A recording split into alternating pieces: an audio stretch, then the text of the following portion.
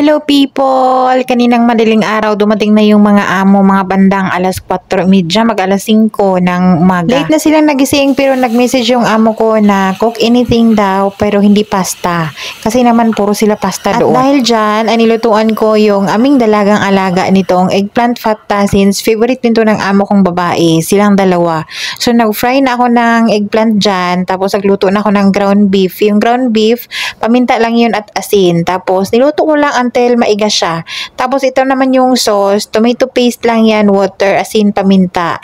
Naglagay ako ng broth cubes at nung kulong-kulo na siya, saka ko nilagay yung eggplant. Then set aside muna natin yan dahil mamaya pa natin yan i-assemble pag malapit ng kumain. At naisipan kong gumawa ng bukhari rice, chicken naman yung ilalahog ko. Gumamit ako dyan ng isang buong manok, dinivide ko lang yan sa dalawa. Pwede naman yan hatiin ng 4 or pwede naman whole chicken talaga. Oh, 1, 2, 3, smile muna tayo. Sa chicken bukhari, kailangan din natin yan ng fresh tomato. Mga 3 yung ginamit ko dyan. Depende sa kadami ng bukhari rice na gagamitin nyo or gagawin nyo.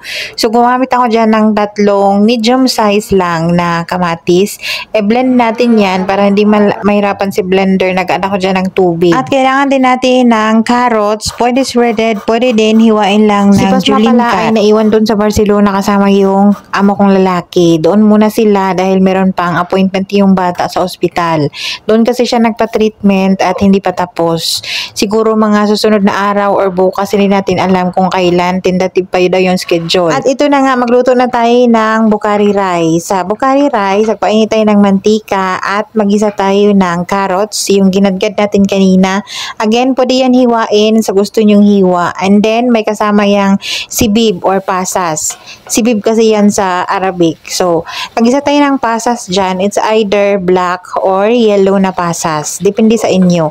And then, sinet aside ko na yung pasas at carrots. And then, nagisa na ako dyan. Nag-add ako ng konting oil dyan. Nagisa ako ng garlic at maraming onion. And then, naglagay ako ng black lemon yan. Yung black na nakita nyo. Cinnamon stick. At naglagay ako ng bay leaves. Naglagay ako ng tomato paste. Pinagisa ko muna ng konti hanggang ano lang siya. Parang lumabas na yung steam or acid ng tomato paste. Saka ko nilagay yung ating chicken. Para hindi siya masyadong maasim. Maasim kasi yung tomato paste. At nag-add ako ng ginadgad na fresh ginger. Pwede din powder. Tapos naglagay ako ng mixed spices, asin at paminta at isang broth cube. At inad ko na yung blender natin na tomato na fresh. At nag-add ako ng konting tubig para hindi lang siya masunog. And then lutuin natin yung chicken ng 30 minutes. While nagluto tayo ng chicken, nag-soak na ako dyan ng basmati rice. Kailangan natin ibabad yun ng 30 minutes. Ito namang yogurt ay para naman to sa eggplant fata na sinet aside natin kanina, kasama to siya. So, gumamit ako dyan ng 3 cup ng yogurt. Depende sa kadami ng gawin yung eggplant fata, no? Tapos, naglagay ako ng garlic, kunting lemon at asin, yun lang. After 30 minutes, sa pagpakulo ng chicken, hinanga ko na yung chicken, nilagay ko sa baking pan, at nilagay ko sa oven para i-broil until golden brown.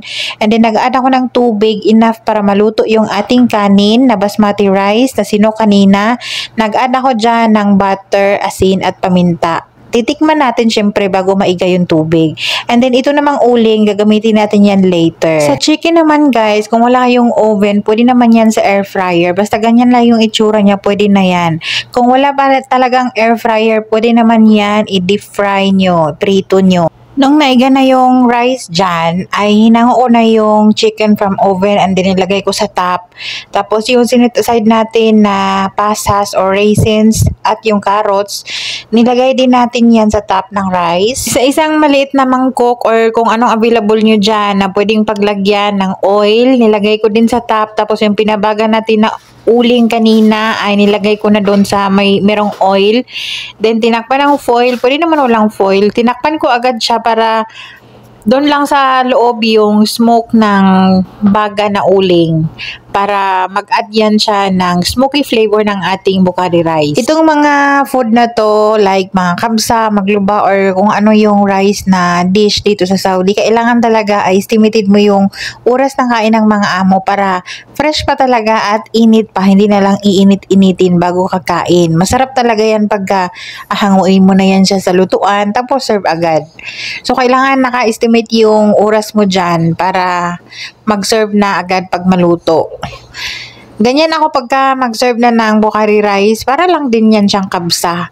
Pwede kayong mag-add dyan ng nuts, almond nuts, pero yung sa akin dyan, raisins lang at yung carrots yung nilagay ko. Hindi na ako nag-add. Pero pwede naman talaga mag-add ng almond nuts. Ito naman yung assemble natin ng ating eggplant fatta. Yung una kong nilagay dyan ay Arabic bread yan. Ginupit-gupit lang yan. Tapos pinirito, naging crispy bread. After ng bread, i-layered natin yung eggplant. So, dapat pag layered ng eggplant, hindi nakasama yung sauce. Naka-absorb naman yung sauce doon sa eggplant. Okay na yun. Tapos, nilagay ko na yung white sauce na ginawa natin kanina, yung yogurt na merong garlic, lemon, at asin.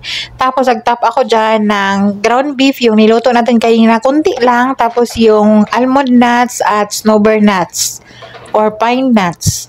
Fried na yan siya, tapos tinap ko na. Ang iba dyan ay maglagay yan ng butter ghee na iinitin, pero sa amin dito hindi na. Pagka mga kabsa, Bukhari, mga ganyang pagkain, meron talagang salad. So, dali-dali naman ako naghiwa ng kamatis, lettuce, at onion. Masarap din to with cucumber yogurt salad, pero dahil sa kami-kami lang dito, yun lang, yung small cut lang yung gawa ko. Yun yung tawag nila ay rice salad. So, yun yung salad ng mga rice nila dito lagi. Tara, kain tayo. So, sa mga magtatanong dyan kung ano yung pinagkakaiba ng kabsa at yung Bukhari, yung Bukhari rice po ay merong raisins at merong carrots na nagdadagdag sweetness ng rice, unlike sa kabsa. Pero dito naman sa Bukhari rice talaga, ang traditional lang talaga dito na seasoning is black pepper lang, asin, at yung cumin powder na konti. Yun lang naman talaga. Tapos yung kamatis at tomato paste. Unlike sa kabsa naman, ay meron tayong kabsa powder na ilalagay or yung mga baharat mix. Pag may pa usok. May siya, may aroma na smoky flavor.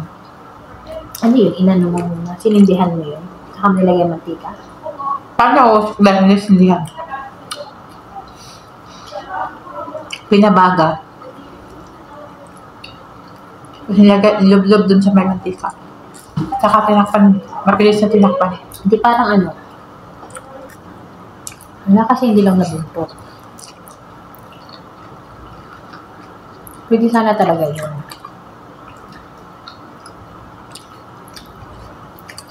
Hindi na lang, wala tayong kaldero.